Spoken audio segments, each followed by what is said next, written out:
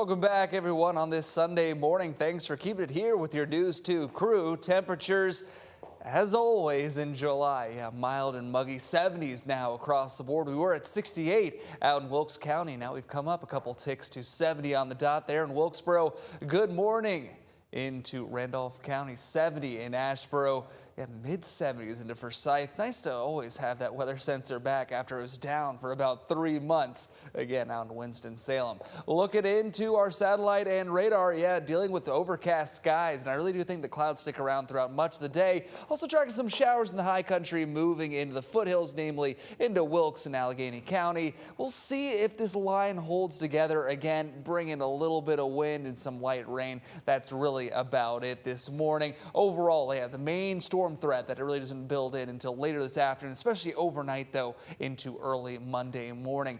Could be a bit of a bite for your commute. Just something to keep in mind there as we head into the heart of July. Now, we do have an area of low pressure just kind of swirling off to our west here as that begins to swing through again down to the south and east. Could bring a line or maybe multiple lines of gusty, heavy storms.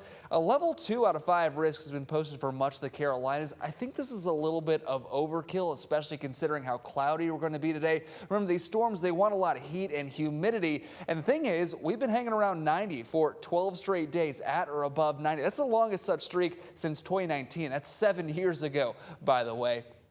But the thing is, again, I really do think as this line, or as this front, I should say, kind of loses some muster as it moves down to the south here, overall, I'm not expecting a widespread severe threat. At the same time, though, could we see some localized very heavy rain and some gusty winds, 40, 50, maybe even 60 miles per hour? Absolutely. That's kind of what we've been dealing with as of late. It's just I think the storms will be a little bit more widespread. We have more options to choose from. It's less of a quality over quantity. It's a little bit more of both as we head throughout the day. So a little bit of best of both worlds, what I'm trying to say here. There could be widespread rain at times, and some of those storms, since we have more to choose from, could be on the stronger side. That's what I'm trying to say here. As we get into the afternoon and especially the evening, that's when these storms begin to fire up. And as you can see, you're seeing some reds, some yellows, even some dark reds here. So very heavy rain is certainly a possibility. Some localized flash flooding, that could be something to watch out for. Overall, though, I really do think the overall threat for severe weather is quite low. And keep in mind, actually, the rain does stick around into your Monday. By the way, this will mainly be beneficial rainfall as well. A lot of us sure do need it. Remember, the worst drought we've seen in about 2 decades. Well, look how cool it's going to be on Monday. Maybe a struggle to get out of the 70s